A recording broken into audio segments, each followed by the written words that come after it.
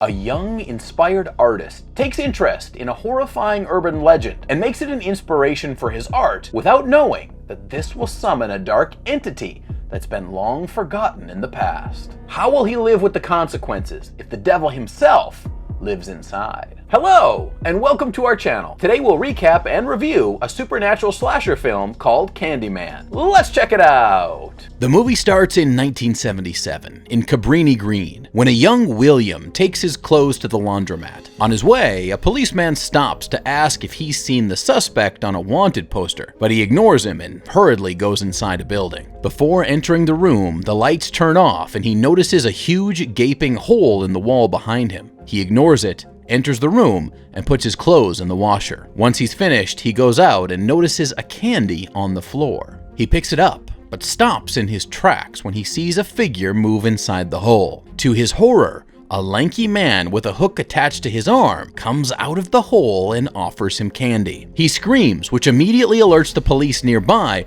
who are now on the move to get inside the building. Time skips ahead to 2019 when Troy and his boyfriend visit his sister Brianna in a new apartment. She lives with her artist boyfriend Anthony. While talking about real estate, their conversation takes a turn when Troy tells them about the infamous horror story of her place, the story of Helen Lyle. Troy sets up the place and even lights 2 candles. This is how horror stories should be told. Make sure that ambience is perfect. According to the stories, Helen Lyle, a grad student, is researching the urban legends of Cabrini Green. She goes to Cabrini to gather information from the locals for data collection. Typical thesis story, am I right? This is where the horror starts. One day, Helen begins to act strange, the scary kind of strange, when she beheads a dog for absolutely no reason. The police find her doing snow angels in the pool of the dog's blood like a happy child would do. The police arrest her, but she manages to escape the prison and goes on a killing spree. After the gruesome rampage, she kidnaps a baby and disappears. One day, they see her again during their annual bonfire night, and the residents know that she's up to something bad. With the baby in her arms, she runs towards the blazing fire, but the residents immediately save the baby. They didn't see Helen as she herself runs to the fire and becomes burned to ashes. After the story, Anthony initially finds it absurd. However, later on, he finds himself fixated on this urban legend. The next day, he meets up with an art dealer and Brianna's colleague, Clive, who tells him that he's dissatisfied with the painting he showed, and he's not showing any kind of growth as an artist. After hearing this, Anthony decides to use Cabrini Green as an inspiration for his paintings, particularly the Helen Lyle urban legend. After enough research, he goes to the field to get some inspiration when a bee stings his hand. However, he ignores it. He goes inside one of the houses in a desolated subdivision. While inside, he gets startled when he feels a shadowy figure pass through the window. Even if he's spooked, he manages to take a picture of a scary graffiti and calls it a day. He unexpectedly meets with grown-up William. The two get acquainted as Anthony helps him carry his things to a laundromat in the neighborhood that William owns. Anthony also interviews him as he is a Cabrini Green local. William then tells him that Helen was only under the influence of the Candyman. Since Anthony isn't aware of the Candyman, William fills him in on the details, starting with his identity. To him, Candyman is Sherman, the man he was scared of in the laundromat. He's known for having a hook hand and as the man who used to give sweets to kids in the neighborhood. As sweet as this sounds, his reputation takes a turn when a razor blade showed up in a little girl's candy. The police immediately deduced him as the suspect, so they tried to arrest him, but he had vanished. William then tells the story of when Sherman came out of the wall in this very laundromat. The police beat him to his death until his face becomes unrecognizable, despite not having evidence against him. Weeks later, razor blades in candies are still showing up, which means Sherman was innocent. After facing an unjust and cruel fate, Sherman becomes the Candyman. After hearing this story, Anthony finds new inspiration and starts his new painting. As if in a trance, he paints his new masterpiece, which he titles Say My Name. Once he's done, he excitedly showcases his painting, the backstory, and the legend to Brianna. He also adds that the legend says that the Candyman will show himself to whoever calls his name 5 times in front of a mirror, and he will kill them right on the spot. Anthony proposes they do a summoning ritual. For real? Did Anthony ever watch horror movies in his entire life, despite living in the year 2019? Yeesh. Good thing his girlfriend isn't like those horror movie characters who just make stupid decisions right from the very start of the movie. At least one person is acting rationally here. She refuses, but Anthony still does it despite his girlfriend's objections. While joking around, Brianna notices her boyfriend's bee sting wound, which has worsened over time. The day of the exhibition has finally come, and Anthony happily showcases the paintings to a known art critic, Finley. However, she insults him and his work as she implies that it's mediocre. As if that's not enough to ruin his night, he noticed that his work was ignored the whole time, and Brianna's colleagues also expressed their criticism about the painting. As a cherry on top, Clive insults him by saying that he won't be able to exhibit his paintings if it wasn't for Brianna, who is an art director. Once the exhibition is done, Clive rants to his girlfriend about how Brianna mixes business with pleasure and uses her position to give Anthony a chance that he doesn't deserve. The two joke around about doing the ritual in front of a mirror before making love. His girlfriend buckles her belt to Clive and performs the ritual. Suddenly, she falls into Clive's arms and he screams upon seeing that her throat has been slit. After seeing a shadowy figure with a hook hand, he tries to unhook his belt and escape, but he cannot open the locked doors. An invisible figure pulls his leg with a hook and drags him beside his dead girlfriend and brutally kills him too. The next morning, Anthony is almost finished with his new piece, but he couldn't help but notice the pain in his hand that had become a large scab. Meanwhile, Brianna goes to work and is greeted by the horrifying scene of the bodies of her colleagues. She goes back home as the police and forensics team swarm the art studio. She watches the news report with her brother and boyfriend. After hearing his name and the title of his piece on TV, Anthony can't help but smile at the small recognition that he gets regardless of the context. The two siblings can't help but look at him as if he's grown too horned. Anyone would be creeped out if they saw someone smile during a murder news report. This, with or without context, to be honest, is just a little bit concerning. The next day, Anthony goes to Helen's grad school to borrow her research materials. While listening to her recording, he discovers that the residents often link violence in their community to the Candyman. He also learns that after performing the ritual, she finds the thought of someone stalking her through her own reflection exciting.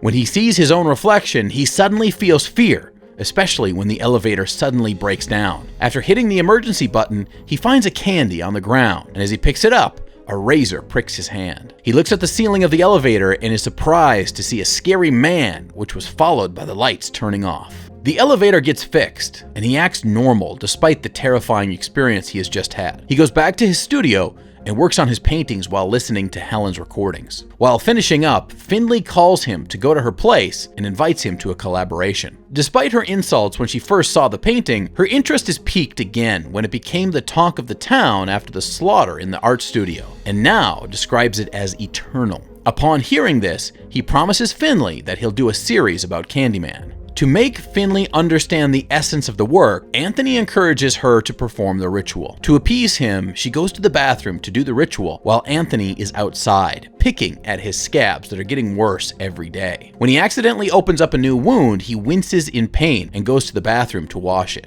While in the hallway, he gets frightened when he sees a Candyman version of himself. After feeling the fear, he then inspects the reflection, and despite this being a very horrifying experience, he's more intrigued and he checks it out. He snaps out of it when Finley calls him out, but he says goodbye to her and leaves her apartment. Upon leaving, an invisible creature strangles Finley to her death. While he's on a casual dinner with Brianna and some friends, he discovers Finley's murder and storms out of the restaurant. He rushes to William to make sense of what's been happening to him. But William starts the story by saying that there's a whole hive who experienced this, and tells him the story about the person who started the legend in the 1890s and the one that Helen discovered, Daniel Robitaille, an artist who faced yet again a horrifying fate after being in an interracial relationship with a wealthy lady from a white family. Other victims of different generations, even if under different circumstances, face the same fate because of their race. And this is what's keeping the urban legend alive after all these years. To William, the Candyman represents all the victims of racially motivated crime. At the same time, Brianna finds Anthony's room full of paintings of the so-called hive of the Candyman. He comes home and tearfully shares with her that he feels like he's brought the Candyman back. Brianna thinks that he's going insane from his obsession and tries to perform the ritual, but Anthony stops her by breaking the mirrors. This upsets Brianna and she storms out of his room. After his confrontation with Brianna, Anthony wakes up the next day and sees that his arm's condition has worsened and that the scabs have reached half of his face. He gets himself checked in at the hospital where he discovers that he was born in Cabrini Green.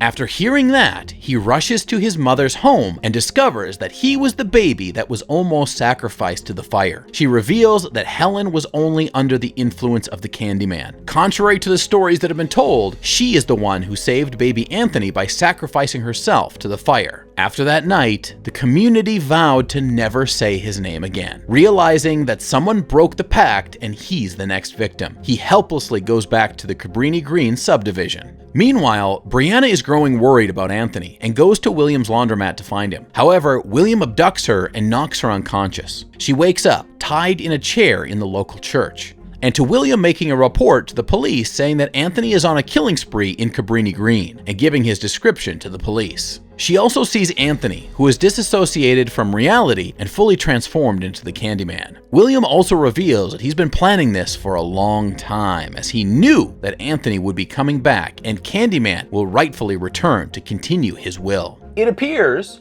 that someone here is a Candyman superfan. I mean, you could have just printed some posters, you know. As a final touch, those who hate and fear closely packed holes, you might want to look away. William cuts Anthony's decaying arm and sticks a hook inside of it, so the police will immediately identify him as the murderer on the loose. When she realizes William is distracted, she escapes, but gets caught immediately in one of the empty houses. To defend herself, she stabs William repeatedly in the face with a pen until he dies, while Anthony walks up to her and collapses in her arms. The police arrive, and thinking they'll help, she calls for them. However, the police shoot Anthony as they identify him as the murderer, and she is considered an accomplice. One of the police intimidates her into confessing that Anthony involved her in the killings. When she realizes there's no escaping this, she uses the rearview mirror and summons the Candyman. After doing that, Anthony, whose body is surrounded by swarming bees, goes into a rampage and kills all the police officers on site while she stays still. When they hear that more police are coming, Anthony's appearance changes into Daniel Robitaille. With an eerie voice, he orders Brianna to tell everyone, and she can only look back at him, realizing that the Candyman is truly back and he isn't going anywhere. Okay, first of all, friends with trypophobia, you might want to take a rain check on this one. However, that would be such a waste, as this movie will definitely take you on a ride with plot twists and reveals that no one can predict. For those who enjoy just a little bit of derangement, and those who are suckers for urban legend horror movies, this movie is highly recommended. Also, maybe check on your art major friends every once in a while. Please subscribe to our channel to be notified when we upload, and don't forget to suggest movies that you want us to recap in the future in the comments down below.